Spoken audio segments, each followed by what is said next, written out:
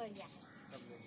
और समय मिले तो कच्छ ज़रूर विजिट करें, क्योंकि कच्छ में वाइट डेजर्ट की ब्यूटी बहुत ही सुंदर है।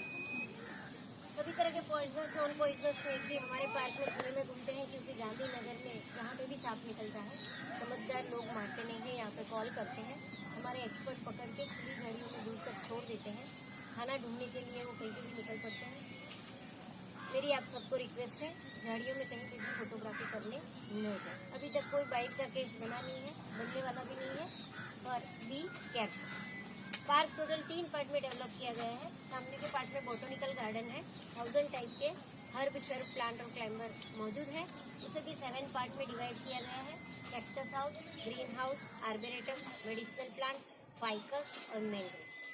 सेकेंड सेक्शन जू का है, जिसमें इंजर्ड एनिमल बर्ड्स हम लाते हैं, ट्रीट करते हैं।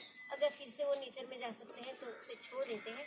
नहीं जा सकते ऐसे एनिमल बर्ड का जू है। इसलिए आपने कोई भी बड़े जू देखे हो और ये जगह देखो, इसमें काफ़ी डिफरेंस है। इसके अलावा इस पार्क में खुले में hedgehog, monitor lizard, porcupine, mongoose, monkeys, blue bull, peacock, rabbit ऐसे काफ़ी क्रिएचर ओपन में घूमते हैं, पर दिन में कम दिखाई देते हैं, क्योंकि इंसानों से उनको डर लगता है। अब जिस जगह पे बैठे उस जगह का नाम है dinosaur and fossil park. Dinosaur का मतलब है डेंजरस लिजार्ड, भयानक छिपकली। करोड़ों साल पहले धरती के ऊपर ये प्राणी थे, अभी कहीं पे भी डायनासोर नहीं है। पर हमारे गुजरात का सौभाग्य है कि गुजरात में से कच्छ, बालासिनोर, झालोद और दाहोद डिस्ट्रिक्ट में से उसके अंडे और हड्डियों के फॉसिल्स मिले हैं। इसलिए गुजरात का सबसे पहला डायनासोर पार्क 5 जून 2002 में नरेंद्र मोदी ने उद्घाटित किया है, जो आप देखने जाने वाले हैं। दूसरा पार्क बालासिनोर डिस्ट्रिक्ट के पास डेवलप हुआ है। वहाँ पे विलेज है राहियोली, उसको डायनासोर का कब्रिस्तान कहा जाता है, क्योंकि वर्ल्ड की जितनी भी हैचरीज हैं उसमें से एक बहुत बड़ी हैचरी है कि जहाँ से बहुत सारी मात्रा में डायनासोर के एग्स के फॉसिल्स मिले हैं। और कच्छ का जो एरिया है उसे मॉडर्न जुरासिक कहा जाता है, क्योंकि वहाँ से जुरासिक पीरियड के प्लांट, वर्टिब्रेट सभी के हमें फॉसिल्स मिले हैं। कच्छ में एक रिटायर्ड आर्मी ऑफिसर ने अपना खुद का फॉसिल पार्क बनाया है। बहुत सुंदर कलेक्शन है उनके पास भी। अगर कभी कच्छ जाओ तो उसे जरूर विजिट करें। कच्छ में एक गवर्नमेंट ने इन सिटू पार्क भी बनाया है, जो जैसी स्थिति में फॉसिल मिले हैं वहीं पे उसको रिजर्व किया। ये जियोलॉजिकल टाइम स्केल है, सिंगल सेल से लेके मैमल्स तक का इवोल्यूशन दिखाया गया है।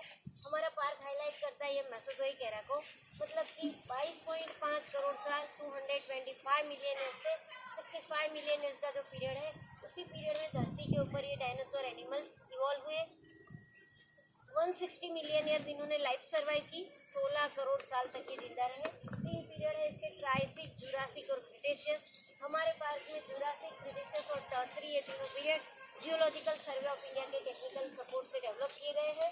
उसी पीरियड के फ्लावरिंग प्लांट के फॉसिल रखे गए हैं। बटरफ्लाई, एमोनाइट, स्टारफिश, कोरल, इनके भी फॉसिल्स और इम्प्रेशन है। लाइफ साइज डायनासोर के मॉडल, बोन्स और एग रखे हैं। जो 2 पाँव पे खड़े हैं कार्निवर मांसाहारी प्राणी थे, 4 पाँव वाले हर्बीवर शाकाहारी प्राणी। एक बड़ा सा डायनासोर आप देखोगे ब्रोंटोसोरस, उसके नीचे नेट है। आगे के पोर्शन में 11 फीट लंबी उसके पाँव की टुकड़ लंबी 11 फीट लंबी हड्डी रखी गई है।